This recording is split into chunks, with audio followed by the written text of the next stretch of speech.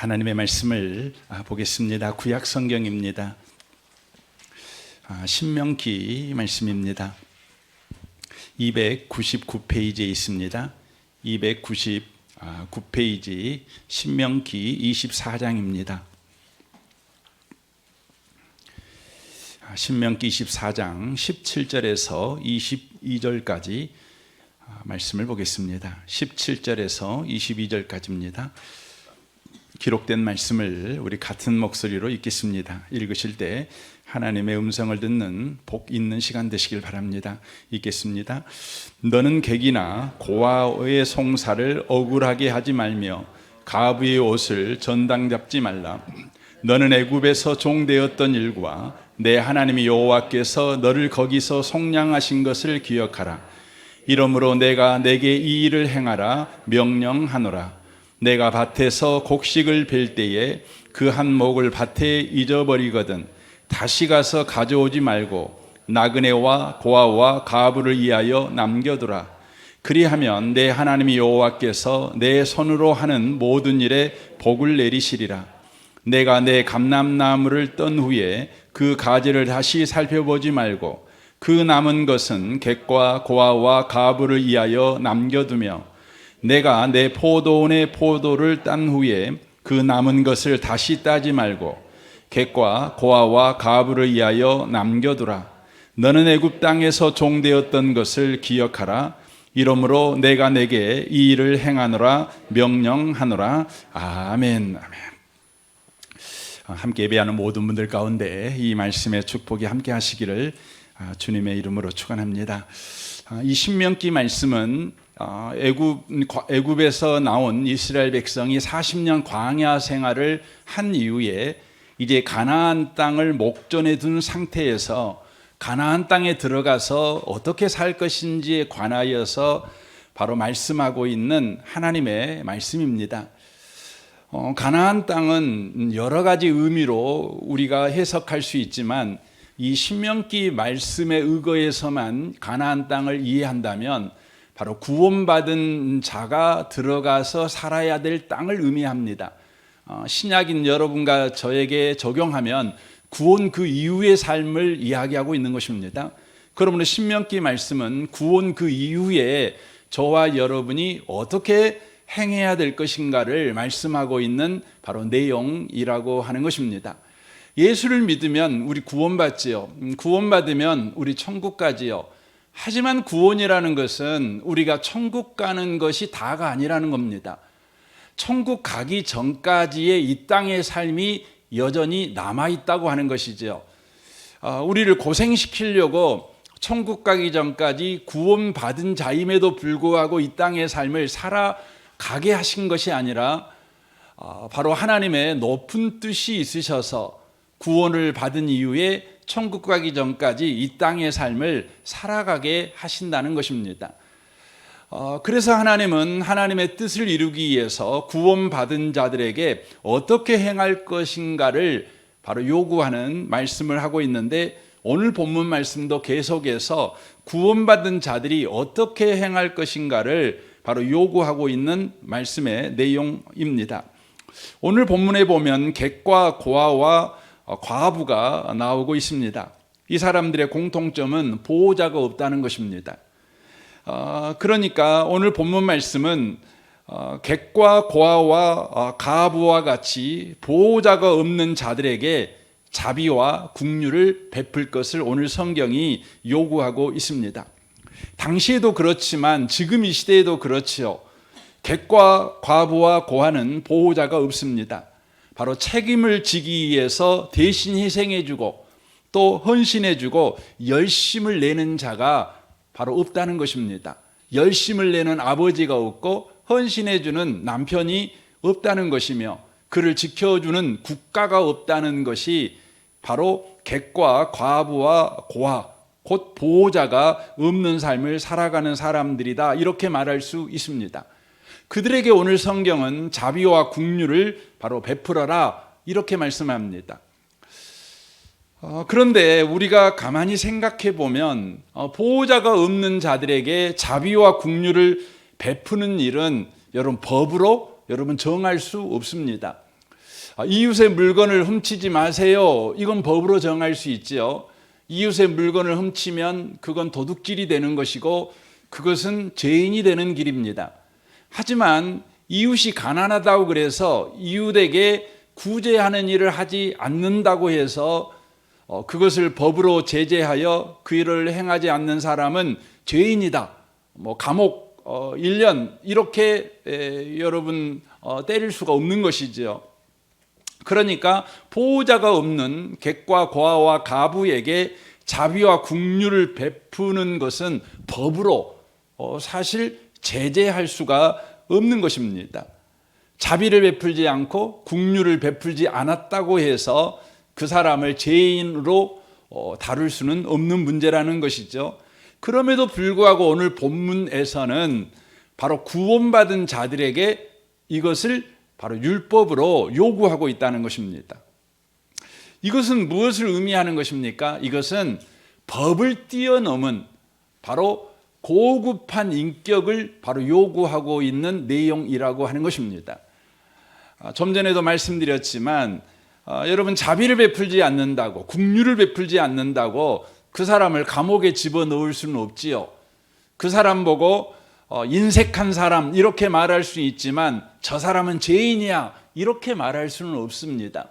그러므로 이 요구는 법을 잘 지켜라 이런 요구보다 더 큰 요구인데 바로 고급한 인격을 가진 자가 되어라 라는 요구가 오늘 본문의 요구가 되는 것입니다.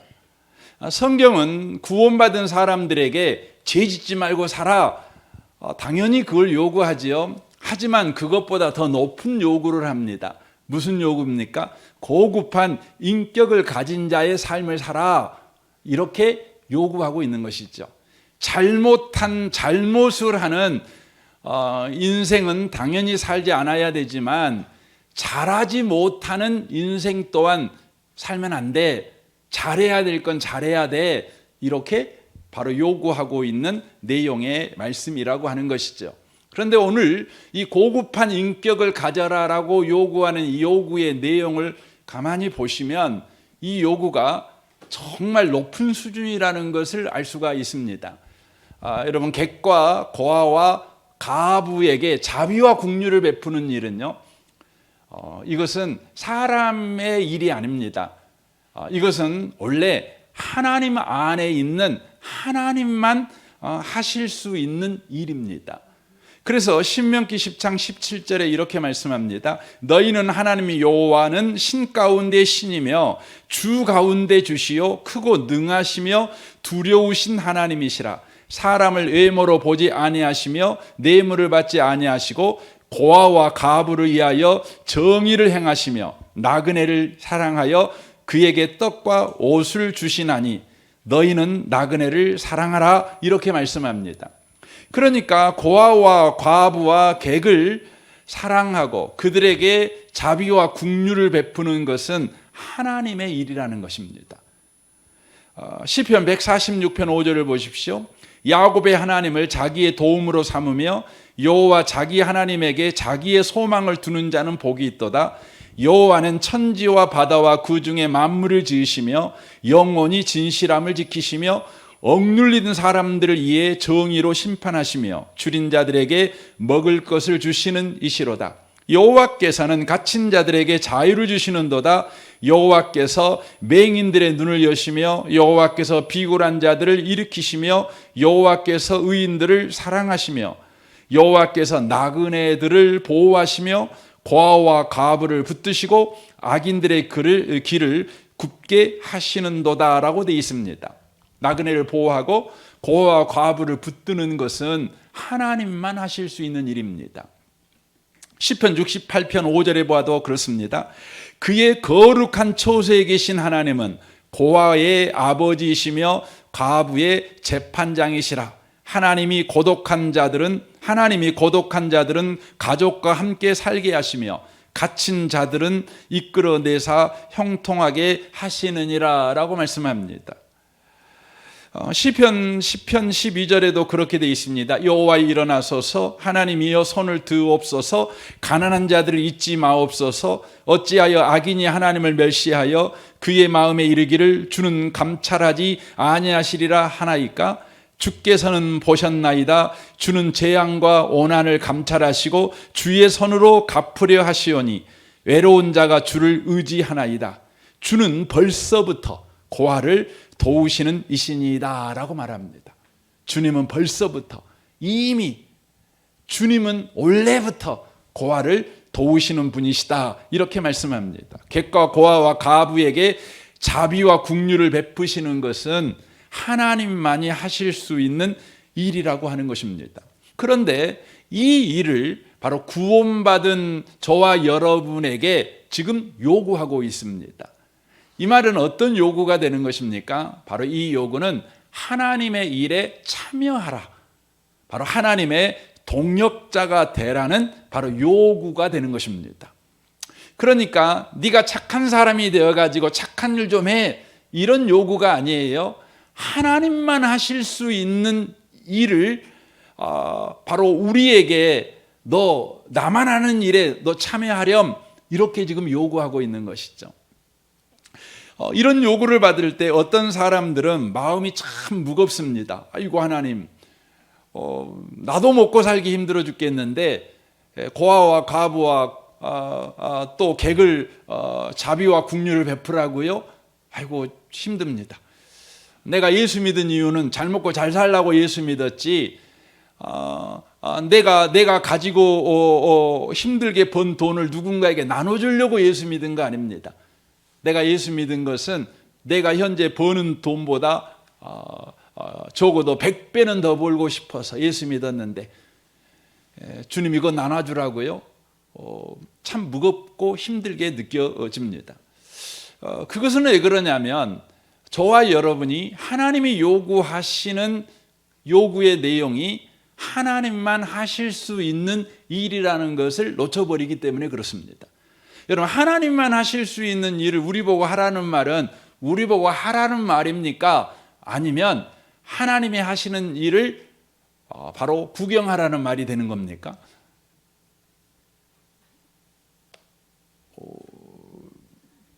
예배 드릴 때는 항상 머리를 가지고 와서 예배를 드리시면 좋겠어요.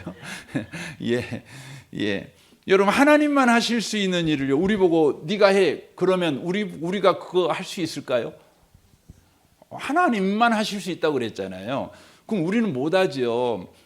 우리는 못하는데 하나님이 기어이 내가 하는 일을 네가 해라고 말하는 말은 이런 의미가 되는 거죠.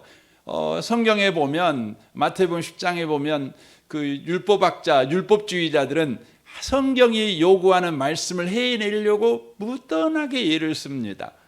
그런 사람들을 볼 때 예수님이 그들을 가르쳐 이렇게 말씀합니다. 수고하고 무거운 짐진 자들이라고 표현을 합니다. 그러니까 성경의 요구를요, 순종하려고 막 예를 쓰는데 성경이 요구하는 건 애당초 하나님만 하실 수 있는 일이에요. 근데 그걸 해보겠다고 하니까 신앙생활이 수고하고 무거운 짐이 돼버리는 거죠. 그때 주님이 뭐라고 말씀합니까? 내 멍에를 메고, 이 표현을 씁니다. 내 멍에를 메고 나를 배우라, 이렇게 되어 있어요. 그게 뭐냐면 주님의 일에 참여해라 라고 말씀하는데, 주님의 일에 참여하는 것을 주님께서 지금 그림 언어로 우리에게 표현을 해주고 있는 겁니다. 이스라엘은 소 새끼에게 멍에를 맵니다. 근데 그 멍에는 어미 소에게 맨 멍에를 바로 연달아서 새끼 소에도 이렇게 매는 것이죠. 그래서 어미 소가 쟁기를 이렇게 갈 때에 새끼 소는 어미 소가 쟁기를 가는 것에 참여를 해요. 멍에를 메고 따라가는 겁니다. 뭐 새끼 소가 힘쓸 것도 없어요. 어미 소가 힘을 써서 쟁기를 가는 것을 보는 거죠. 그러니까 신앙생활은 뭐냐? 하나님이 하신 일에 저와 여러분이 참여하는 건데, 바로 하나님이 하신 일을 저와 여러분이 보는 거죠. 그래서 오늘 본문 말씀은 왜 너는 고아와 과부와 너는 객에게 자비와 긍휼을 베풀지 않아? 이렇게 야단치는 말씀이 아니라 우리에게 하나님이 하시는 일에 참여해라, 동역자가 되라, 이걸 요구하고 있는 겁니다. 동역자에 대한 이해를 바울사도가 고린도전서 3장에서 이렇게 표현합니다. 3장 6절을 보겠습니다. 나는 심었고 아볼로는 물을 주었을 때 오직 여호와께서 자라나게 하시나니 그런즉 심는 이나 물 주는 이는 아무것도 아니로되 오직 자라게 하시는 이는 하나님뿐이니라. 우리는 하나님의 동역자들이요 라고 말합니다. 그러니까 하나님의 동역자는 자라게 하는 책임이 없지요. 다만 심는 책임과 물을 주는 책임이 사실 있습니다. 그런데 여러분이 가만히 생각해 보세요. 씨를 심는 것도 물을 주는 것도 그것은 사람의 일이 아니라 실상은 하나님의 일입니다. 여러분 들판을 한번 봐보세요. 들판에 보시면 들꽃들이 있잖아요. 여러분 들꽃들이 씨를 심잖아요. 어떻게 심지요? 바람이 씨를 심습니다. 새들이 와서 씨를 심습니다. 물을 줍니다. 뭐가 물을 주지요? 하늘에서 비가 와서 물을 줍니다. 그렇지요. 여러분 사람이 농사를 짓게 된 것은 그렇게 긴 역사가 아닙니다. 원래 여러분 모든 것들은요 혼자 심는 것 같고 혼자 물 주는 것 같지만 실상은 하나님께서 바로 심으셨고 물 주셨고 자라게 하셨어요. 다 하셨어요. 다 하셨어요. 그런데 그 하나님의 일 가운데 심는 것, 심으려면 뭐가 필요하죠? 씨가 필요하죠. 그렇죠?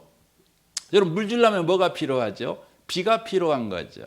그러니까 씨는 심는 일은 인간이 할 수 있지요. 그렇죠. 하지만 씨를 만드는 일은 인간이 못해요. 그런데 하나님께서 우리에게 심으라 이렇게 하셨다는 것은 뭘 말하는 것이죠? 씨를 만들어서 우리에게 주겠다는 걸 말씀하는 것이죠. 여러분 인간은 물을 줄 수는 있죠. 하지만 물을 주려면 여러분 비가 와야 되는 거 아닙니까? 비가 오게 하는 것은 여러분 사람의 일이 아니에요. 그건 하나님의 일이라고 하는 것이죠. 그러므로 씨를 심는 거나 물을 주는 거나 이것도 하나님의 일인 것이죠.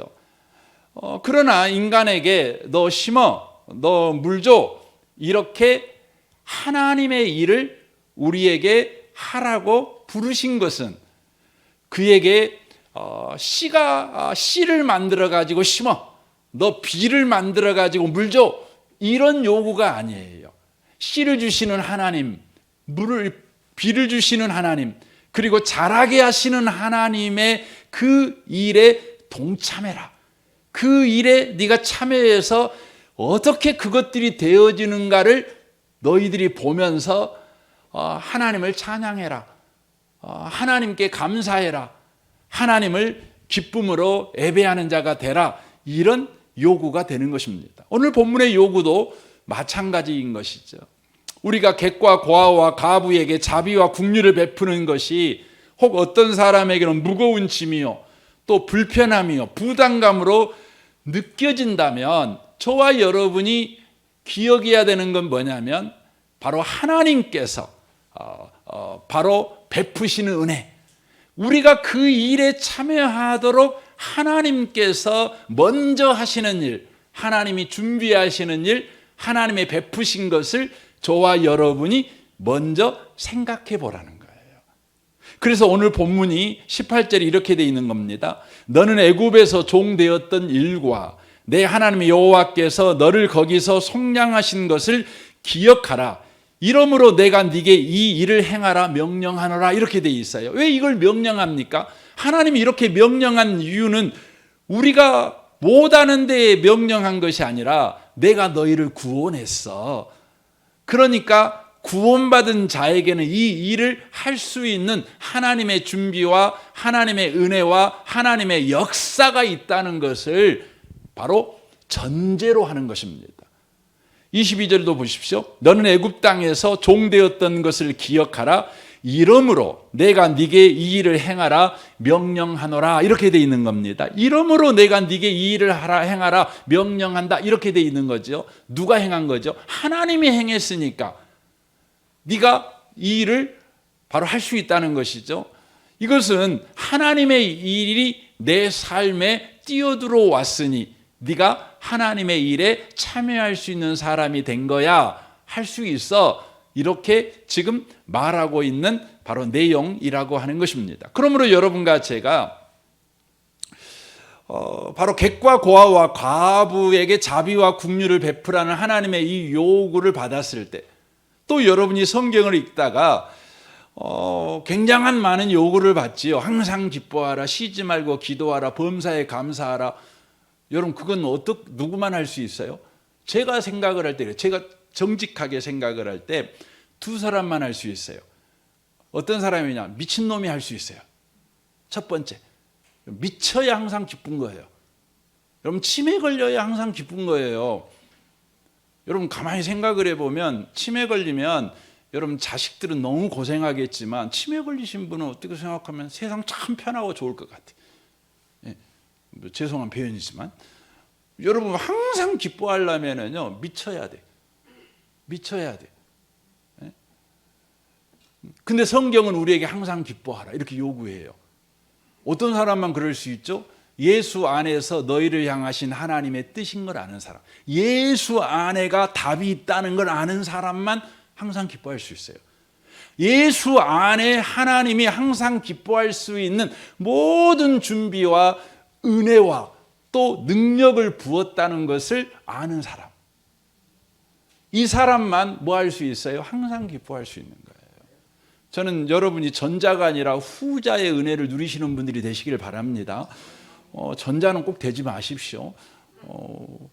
저도 감당하기 어렵습니다. 예. 오늘 본문의 요구가 바로 그렇다고 하는 것이죠. 그러므로 여러분과 제가 성경의 요구를 받을 때에 항상 여러분이 먼저 깊이 생각해야 되는 것, 내가 할 수 있느냐, 내가 할 수 없느냐, 이걸 생각하라는 게 아니죠. 혹은 상대가 내가 감당할 수 있는 사람이냐. 여러분 세상에서 여러분 힘 빠지게 하는 사람이 누구냐면 객과 과부와 고아가 있어요. 여러분이 섬겨주고 싶은 사람이 생겼어요. 그래서 여러분이 큰 맘 먹고요, 돈 10만 원 챙겨가지고 섬겨줬다고요. 섬겨줬는데 그 사람의 반응이 여러분을 실망시켜요. 낙심시켜요. 여러분 그런 일 많습니다. 그래서 여러분 마음에 다시는 내가 섬기나 봐다 이런 생각 들 때 있잖아요. 얼마나 실망스럽습니까? 그럴 때 여러분과 제가 실망해서 아유 다시는 안 해야 되겠다. 내가 이로 기쁨을 얻으려고 했는데, 내가 뭔가 보탬이 되려고 했는데 이거 참 내가 시험에 들어버렸네 이런 생각이 드니까. 그래서 성경의 요구는 언제나 뭐냐면 뭘 생각하라고 요구하냐면 네가 할 수 있느냐 못하느냐 이것도 생각하지도 말고, 상대가 네가 베풀었을 때에 너에게 기쁨을 주는 사람인가, 너에게 또 만족을 주는 사람인가, 이것도 생각하지 말아라. 너도 생각하지 말고 상대도 생각하지 말고 오직 바로 하나님이 너에게 베푸신 구원만 생각해라. 하나님만 생각해라.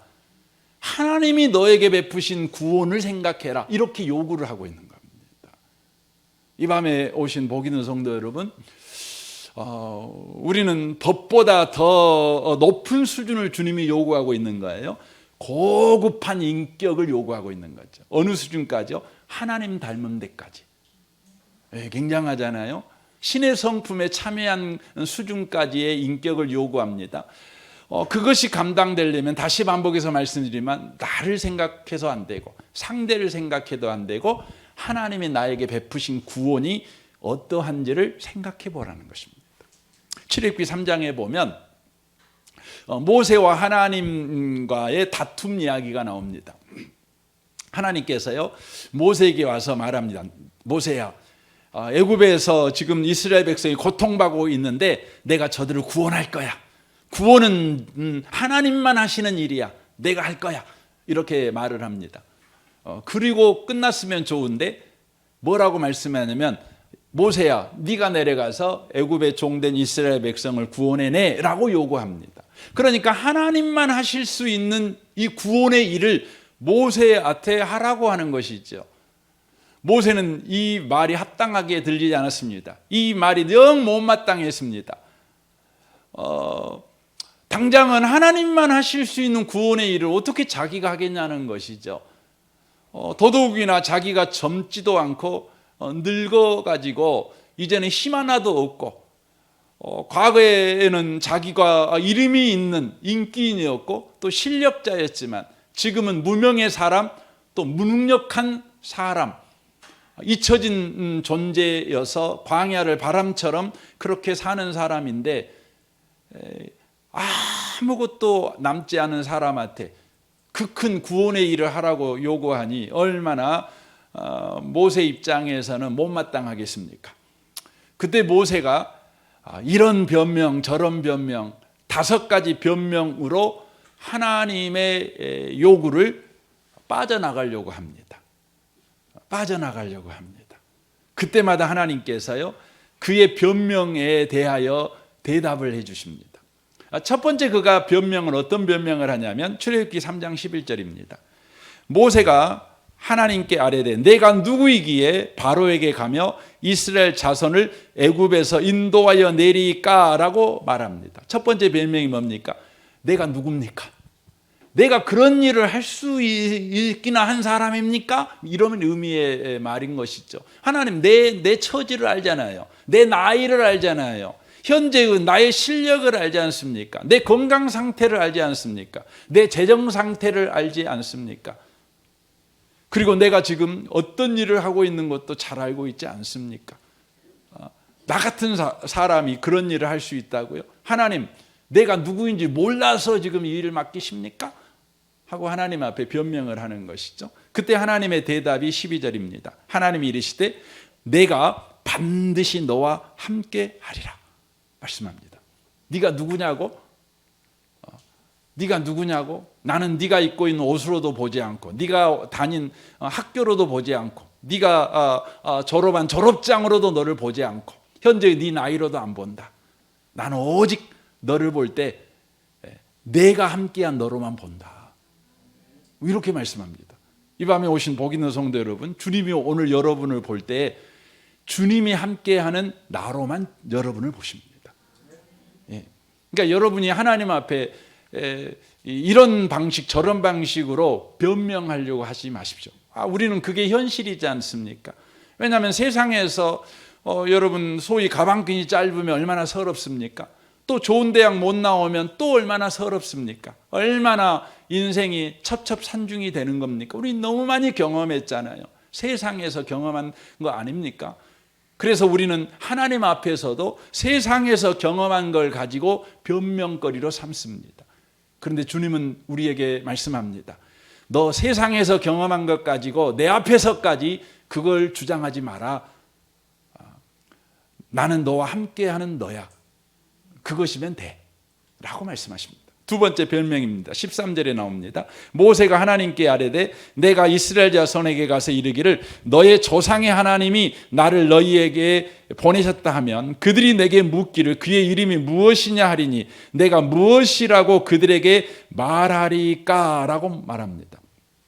이 말은 무슨 말이냐면 이 일을 시키시는 하나님이 누군지 난 모르겠습니다. 내가 하나님 모르겠어요. 내가 하나님 모르는데 하나님이 시킨 일을 어떻게 합니까?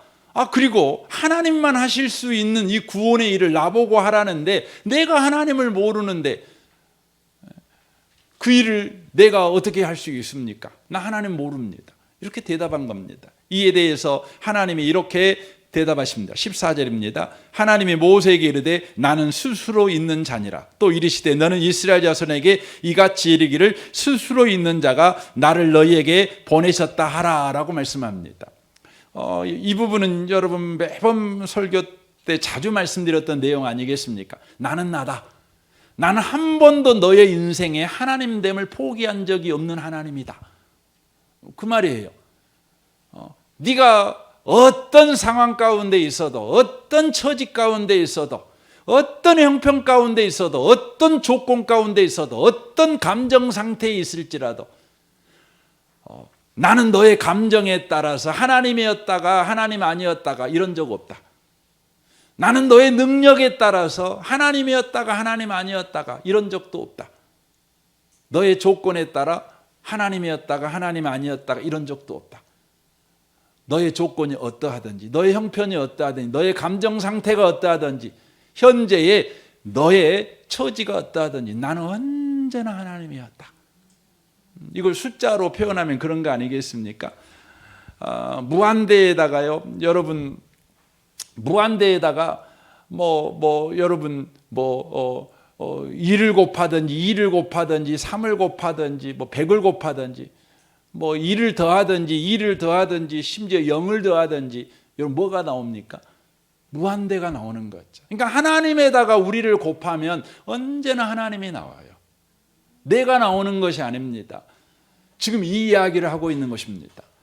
모세는 하나님의 일을 하나님이 요구할 때 하나님이 대체 누구이기에 내가 그 일을 할 수 있습니까? 라고 말을 할 때 나는 언제나 하나님이다. 너의 인생을 나에게 더하면 하나님의 영광밖에 안 나온다. 하나님의 구원밖에 안 나온다. 이야기를 하고 있는 것입니다. 여러분, 예수 믿는 자의 인생은 어떻게 됩니까? 여러분과 저의 인생이 하나님이 더해진 겁니다. 그러므로 하나님만 나올 것입니다. 하나님의 구원과 하나님의 영광과 하나님의 믿음과 하나님의 소망과 하나님의 사랑만 우리 인생에 나올 거라는 것이죠. 그러니까 너 내가 요구한 거 해, 이렇게 말하는 것이죠. 내가 요구한 것에 참여해, 이렇게 말하고 있는 것입니다. 세 번째로 4장 1절입니다. 모세가 대답하여 이르되 그러나 그들이 나를 믿지 아니하며 내 말을 듣지 아니하고 이르기를 여호와께서 내게 나타나지 아니하였다 하리이다 라고 말합니다. 이스라엘 백성이 나를 안 믿으면 어떻게 합니까? 이렇게 말을 합니다. 그때 말합니다. 2절에 이렇게 말합니다. 여호와께서 그에게 이르시되 내 손에 있는 것이 무엇이냐?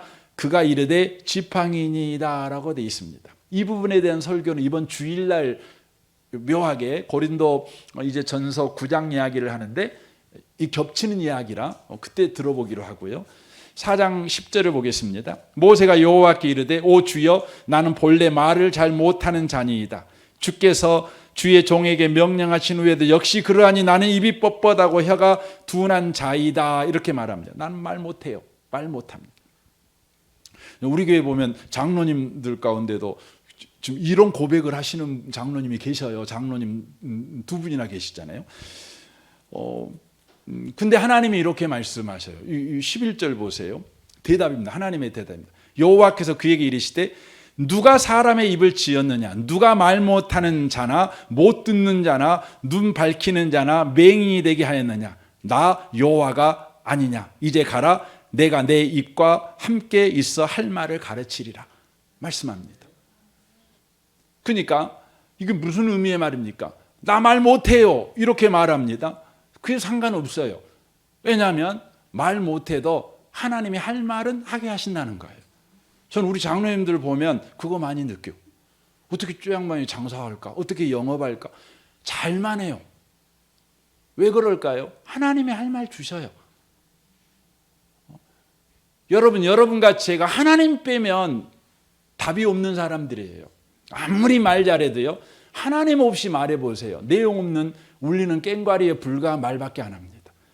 여러분 세상에서요.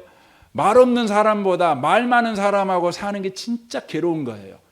내용 없는데 매일 말만 해요. 어떤 여자분은 남편이 말 없어갖고 힘들다고 그러는데 여러분 말 많은 남자가 한번 살아보세요. 진짜 힘든 거예요.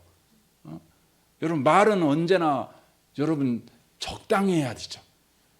적당히 하는 말을 누구만 할 수 있나요? 성령의 가르침을 따라 말을 해야만 하는 것이에요. 하나님이 도와주셔야만 하는 것이죠. 지금 모세에게 이야기를 하는 것입니다. 그러니까 네가 하나님의 요구를 네가 받았는데 그 일을 네가 해갈 수 있는 능력이 없다고 아예 걱정하지 말아라. 세상 사람들은 능력이 있는 것 같지만 다 껍데기밖에 없다. 내용을 채우시는 분은 나다. 내가 내용이 돼줄게. 이렇게 말씀하고 있는 것입니다. 이 밤에 오신 복 있는 성도 여러분, 하나님이 지금 이 이야기를 계속해서 하고 있는 것입니다. 4장 13절을 보십시오. 모세가 이르되 오 주여 보낼 만한 자를 보내소서. 주님 나 못 가겠어요. 뭐 끝에는 그런 거죠. 이 말이 뭐냐면 나는 갈 마음도 없고 의지도 없어요. 마음이 안 생겨요. 마음이. 여러분 세상에서 제일 저도 이제 상담을 해보면 제일 힘 빠지는 상담이 뭐냐면 막 들을 것 같은데 결론은 뭐냐면 마음이 안 생긴다는 거예요. 못 하겠다는 거예요. 그럼 진짜 힘 빠집니다. 막 고개도 끄덕끄덕거리고 눈도 좀 뭔가 바뀐 것 같고 그런데 결론은 안 가겠다는 거예요. 그러면 얼마나 힘 빠집니까? 그런 모세에게 하나님이 뭐라고 하면 14절 보십시오. 여호와께서 모세를 향하여 노하여 이르되 내 이사람 네 형 아론이 있지 아니하냐. 그가 말 잘하는 것을 내가 아노라. 그가 너를 만나러 오나니 내가 너를 볼 때에 그 마음에 기쁨이 있을 것이라. 너는 그에게 말하고 그의 입에 할 말을 주라. 내가 네 입과 그의 입에 함께 있어서 너희에게 행할 일을 가르치리라. 그가 너를 대신하여 백성에게 말할 것이니 그는 내 입을 대신할 것이요 너는 그에게 하나님같이 되리라. 너는 이 지팡이를 손에 잡고 이것으로 이적을 행할지라 라고 되어 있습니다. 하나님이 화를 내시고 있죠. 그러면서 네 형 아론이 있지 않냐라고 말합니다. 여러분 아론은 어떤 사람입니까? 모세의 형이죠. 모세는 40년 동안 왕자 교육을 받은 사람이지만 그의 형 아론은 여러분 그 평생 동안 학교를 가지 않은 사람이에요. 무식한 사람이에요. 어떤 의미는 돌멩이 같은 사람이에요. 그런데 우리 하나님이 말씀하시잖아요. 성경에서도 그렇게 돼 있잖아요. 하나님이 돌멩이를 들어갖고도 하나님을 찬양하게 하겠다는 거예요. 아무것도 아닌 것을 가지고 하나님께서 하나님의 일을 함으로 네가 그 일에 동참하게 만들어 버리겠다는 겁니다. 그러면서 모세에게 지팡이를 이야기합니다. 여러분 여기에 나온 지팡이는 모세를 상징하는 것 아니겠습니까? 여러분 지팡이는 가만히 있으면 여러분 막대기에 불과합니다. 하지만 왕의 손에 들리면 그게 뭘이 됩니까? 왕을 상징하는 홀이 됩니다. 지휘자의 손에 들리면 그것이 여러분 지휘봉이 되겠죠. 여러분 무사의 손에 들리면 그것이 강력한 무기가 될 것입니다. 그런데 하나님의 손에 들리면 어떻게 될까요? 바로를 상징하는 뱀을 잡아먹는 더 큰 바로가 되어버리는 거예요. 바로는 왕이라는 뜻입니다. 왕이라는 지위입니다. 그러니까 애굽의 왕을 상징하는 게 뱀이거든요. 뱀입니다. 그래서 여러분 애굽의 그 바로의 왕관을 보면 뱀이 이렇게 다 있는 겁니다. 근데 그 뱀을 잡아먹는 뱀이 어디서 나와요? 지팡이에서 나와요. 여러분 애굽의 신이 뭐냐면 나일강입니다. 나일강을 죽이고 살리는 일을 뭐가 합니까? 지팡이가 하는 겁니다. 하나님의 손에 들린 지팡이가 하는 것입니다. 여러분 홍해를 열고 닫는 일을 뭐가 합니까? 하나님의 손에 들린 여러분 지팡이가 하는 것입니다. 하나님께서 모세에게 말하는 것이죠. 너는 마른 막대기에 불과해. 내가 놔버리면 너는 막대기에 불과해. 하지만 내가 들면 그 지팡이는 홍해도 가라. 애굽도 멸망시켜버려. 아니 애굽이 섬기는 모든 신들이 아무것도 아닌 것을 드러내는 바로 하나님의 무기로 쓰여지게 돼. 이렇게 이야기하는 겁니다. 네게 하나님의 일에 참여해라 요구하는 것은 너에게 그 일을 하라고 요구하는 것이 아니라 하나님이 과연 구원을 베푸시는 하나님이라는 것을 너의 현실 가장 가까운 곳에서 똑바로 봐라. 이걸 경험하게 하는 것입니다. 이건 굉장히 중요한 이야기입니다. 모세에게 이제 10가지 재앙을 베풀 때 하나님께서 모세를 통해 그 일을 베풀죠. 모세는 그 명령을 직접 듣죠. 그리고 똑바로 그 현실을 봅니다. 여러분 그때까지 모세는 믿음이 있는 사람이 아니에요. 믿음이 없는 사람이에요. 그런데 하나님께서 하나님의 일하시는 일에 참여하라고 모세를 여러분 거의 겁박을 해가지고 끌고 가잖아요. 끌고 가지고 어쩔 수 없이 하나님이 하시는 일에 그가 참여할 때에 그는 분명하게 목도합니다. 뭘 목도합니까? 구원은 하나님만 하실 수 있는 일이라는 걸 목도합니다. 이걸 목도한 모세가 어떤 일이 합니까? 얼마 가지 않아서 홍해 앞에 섭니다. 뒤에는 애굽 군대가 쫓아오고 앞에는 홍해 바다가 넘실거립니다. 앞으로 가나 뒤로 가나 다 죽게 된 이스라엘 민족들은 그 두려움 때문에, 아니 모세에 대한 그 배신감 때문에 모세를 죽여버리려고 집단적인 행동을 하려고 합니다. 얼마나 이기일발입니까? 여러분, 그럴 때 여러분 어떤 행동하겠어요? 어떤 행동하겠습니까?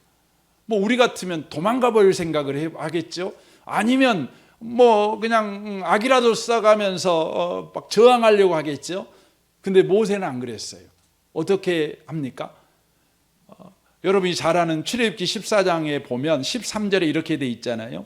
모세가 백성에 이르되 너는 두려워하지 말고 가만히 서서 여호와께서 오늘 너희를 위하여 행하시는 구원을 보라. 너희가 오늘 본 애굽 사람을 영원히 다시 보지 아니하리라. 여호와께서 너희를 위하여 싸우시리니 너희는 가만히 있을지어다라고 말합니다. 여러분, 이 말을 막 분노하면서 말해, 아니 그렇지 않았을 것 같아요. 제가 볼 때 분노하고 있는 이스라엘 백성에 반하여 모세는 침착을 유지하고 낮은 목소리로 그냥 이야기했을 거예요. 왜 이렇게 이야기할 수 있게 된 것이죠? 바로 하나님의 일에 참여하라는 하나님의 요청에 그가 억지로 참여하게 되지요. 뭐 믿음이 있어 참여한 것도 아닙니다.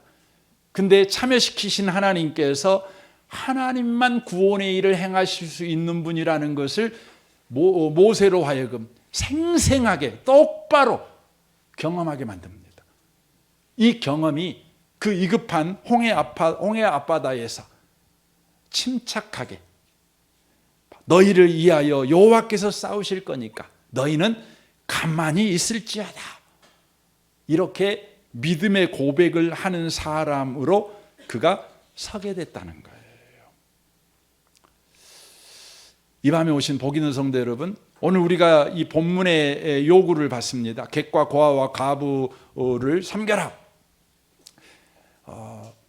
여러분이 이 설교를 들을 때 여러분 마음 안에 아이고 교회 오면 늘 이런 이야기 듣지, 그래 좀 섬겨볼까? 호주머니 얼마 있지? 이 정도 섬기고 말아야지, 이런 생각을 여러분이 하고 있다면 이 성경의 요구는 그 정도의 요구를 하고 있는 것이 아니에요.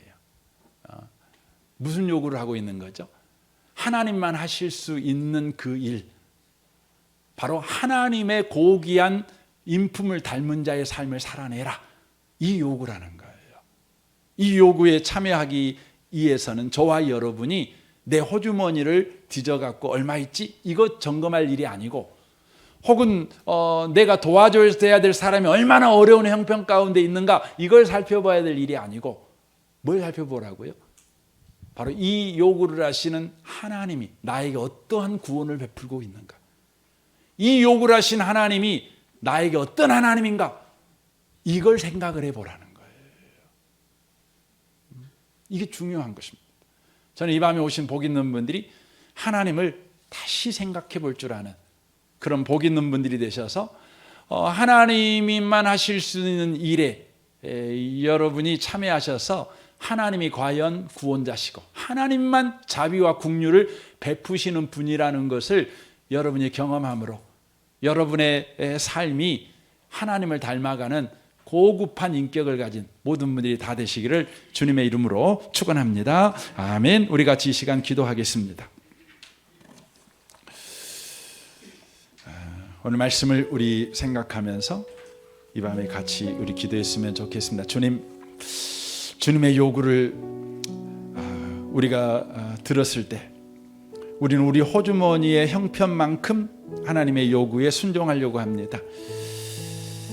상대의 방해 어떠함을 따라서 우리가 섬기는 수준을 정하려고 합니다. 하지만 주님은 너에게 구원을 베푸신 하나님이 지금 너의 인생에 누구냐, 이걸 생각하라고 말씀합니다. 우리에게 고급한 인격의 소유자, 하나님 닮은 자로 살아가라, 바로 이런 요구를 오늘 주님이 하셨습니다. 주여 우리로 하여금 이제 주님을 바라보는 자, 주님을 생각하는 자 되게 하여 주옵소서. 그리하여 계속해서 주님의 자비와 긍휼을 베푸라는 요구를 들을 때마다 그 요구에 순종함으로 말미암아 우리가 더욱 주님 닮아가는 그런 복 있는 자가 되게 하여 주옵소서. 우리 같이 이 시간 기도하겠습니다. 오 하나님 아버지, 감사합니다. 오늘 말씀을 우리가 보면서 다시 한번 우리가 생각하는 것은 주님만이 객과 고아와 가부에게 자비와 긍휼을 베푸실 수 있는 분이십니다. 이 놀라운 일 가운데 우리를 동참시키는 것은 주님만이 자비와 긍휼을 베푸시는 분이라는 것을 경험을 통해 알므로 말미암아 우리가 더욱 주님을 닮아가는 삶을 살아가게끔 하기 위함임을 알게 하셔서 감사합니다. 주여, 우리가 이런 요구를 받을 때마다 나의 호주머니를 생각하거나 나의 상태를 생각하거나 상대방을 생각하기보다 우리 주님을 생각하는 우리가 되게 하여 주옵소서. 주님을 찬양합니다.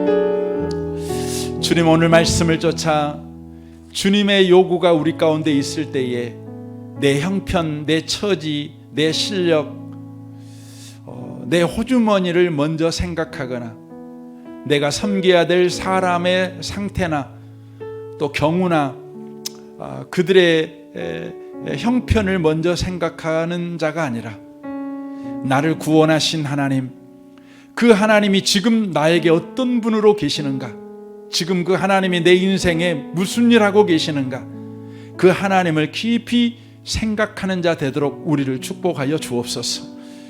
그리하여 주님의 요구에 우리가 믿음으로 참여할 때마다 우리가 주님을 닮은 고급한 인격을 가진 자로 더욱 자라도록 축복하여 주옵소서.